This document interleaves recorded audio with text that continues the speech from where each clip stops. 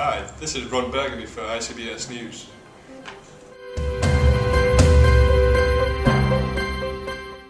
It has been 3 months since the appointment of Stephanie Jubbs as the new CEO of Motorola Mobility Solutions Division. Rumours have been around for a few months regarding new strategy, but this is the first public statement we've heard from Motorola.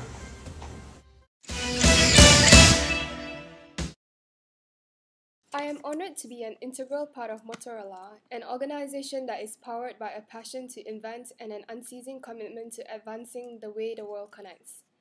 Motorola has been leading innovation from 1973 when it developed the world's first commercial portable telephone using cellular technology, to earlier this year when it unveiled the first mobile phone prototype made entirely from recycled plastic bottles. Having spent the past 3 months based out of Illinois, I have had the opportunity to observe the functionality of the firm whilst making decisions with regards to the future of Motorola. I believe that the time is right for the implementation of major changes to the company that will ensure a sustainable future for Motorola as a global communications leader. Hi, I'm Sanjay and I am the CEO of the Mobile Devices Division of Motorola. It's been quite documented about Motorola's financial situation with regards to their mobile devices. So what we as a company have decided, based on what our consultants have suggested to us, is separate the mobile division from the main body of Motorola and proceed in a joint venture with possibly another company within the industry. Advantage of this is obviously we will be sharing our technologies with other companies, and conveniently we will also be getting technologies from the company themselves. Also we'll be investing heavily in our R&D. We've been discussing with our business strategy consultants about where we've gone wrong, and one of the feedback we've got from them was our lack of innovation on previous models.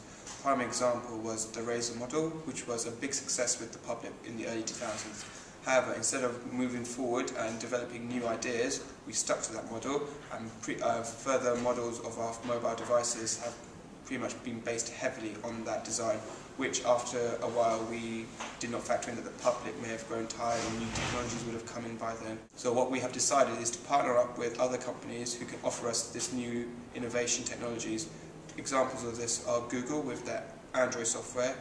So we have the capabilities of producing mobile phones to support the Android software, i.e. our new Droid and Blur models haven't been released into the market, which support this technology, but we feel now we can offer Google our knowledge and services in actually making them a mobile phone which they can brand as a Google phone. Another company who have shown interest in our technologies and services have been ZTE. They are a Chinese manufacturer of mobile phones who have heavily dominated the Asian markets. However, they have not had the presence to go international, whereas we as Motorola have the presence and knowledge to further their products within the international market. Dell have been interested for the basis that Toshiba and Acer, some of their main competitors, have already released mobile devices into this market, and Dell, we feel that if they need to enter this market, we have the base and the know-how to get them into this market quite quickly. Another interested party would be Ericsson, who have teamed up with Sony to obviously bring out the Sony Ericsson brand. However, like us, we have seen that their market share has decreased quite rapidly due to obviously product failures and early releases of phones without proper testing. So we feel that maybe combining our services to start regain market share from companies such as Nokia, Samsung, and stave off competition from new entrants such as Apple and Research in Motion would be beneficial for both of us. I think during this financial situation that Motorola have found themselves in, people have forgotten the fact that we were the first company to commercialise and sell the mobile phone. So we feel that we need to start focusing back on this, and this is why we have decided to take this route, because we feel innovation was what got us to be at one point market leader of the mobile section. It's now time for us to regain this by working with other companies. Our strategy for the Mobility Solutions Division is to develop a communications consulting arm of Motorola within the Mobility Solutions Group. We hope to consolidate our position in regions that we have recently expanded into, such as Brazil, China, Russia, and India. By partnering with local consulting firms that can bring their experience with the communication sectors within their local markets, combined with Motorola's international presence, quality products, strong R&D capabilities, and our reputable history, we will be able to deliver comprehensive, all-inclusive, across-the-board communication solutions, not only to multinational corporations looking to expand into new markets, but local government and non-governmental firms. We have chosen to focus mainly on the BRIC countries for our expansion, as we believe that if they offer a rapidly developing and growing market, and Motorola are already in a good position to exploit it. The existing communication infrastructure in all these markets is ready to be upgraded, and with a large area to be covered and an even larger population, this offers endless demand for Motorola's expertise. We are currently in negotiations with Vaishnavi Corporate Communications, based out of India, and the China Research Corporation, based in Beijing, while continuing to investigate possible consultancy partners in Russia and Brazil.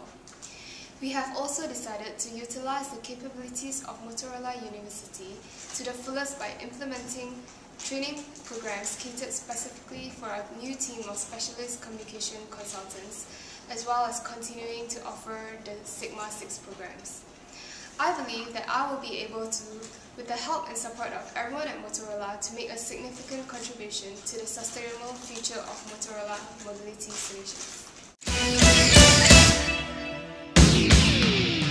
Today I have Sanjay Jha and Stephanie Jobs in the studio with us, and we'll be asking them a few questions. So Sanjay, what's the proposed timescale for the formation of a joint venture, and when do you expect? When can we expect new products from Motorola? Well, I mean, in terms of the proposed timescale, firstly we need to agree with the company, the joint venture. But once we agree with that company, we have the infrastructure and the technology in place to produce a mobile phone, say within 2-3 years, I say. In terms of new phones, pretty much the same answer really. Once we join with another company, we can work on what we want our new phones to have, what they should incorporate, and based on that, we could expect a new phone from us within 2 years. Alright, and how do you expect to maintain the Motorola brand image within the mobile phone market? I mean, like I said in my earlier report, I mean, people have forgotten the fact that Motorola were the first company to bring out a mobile phone. So when we partner with another company, I feel that with their new technologies that they'll bring in and our history, I feel that we as Motorola and the new company can bring something new to the mobile market. So I could expect big things really from Motorola. And have you considered simply selling off the mobile phone division to any of the parties that already have shown some interest? I mean, yeah, in 2008 we did consider selling off the mobile division. However, we felt that selling off the mobile division would pretty much take away our reputation within the industry as in like an innovator, forefront leader. And I feel that when we team up, we can get out of the current situation that we're in right now, and I can't see why we can't increase our market share and take on the big competitors within the market. Right, and a few questions for Ms. Jobs. How difficult do you expect the expansion in the developing markets to be? I think the biggest challenge will be in Russia, because we already have minor operations in Brazil, China and India. I believe that partnering with local organizations will ease our transition into the market, as they will come with a broad base of local experience and knowledge. And how have your current employees taken the news of the new strategy? Employees in the States will be unlikely significantly affected by this new strategy, as they are mostly focused overseas. However, all the employees realize that we need a new strategy for change, and they are really supportive. And what's the reason for this complete turnaround in the company? And do you expect the profits of the Mobility Devices Solutions division to fall if left as it is currently? Well, the division is currently really successful, and we don't foresee a reduction in profits in the near future. We are diversifying in an aim to build up a range of additional core competencies, which we hope to be able to utilize within the States and Great Britain. For coming in.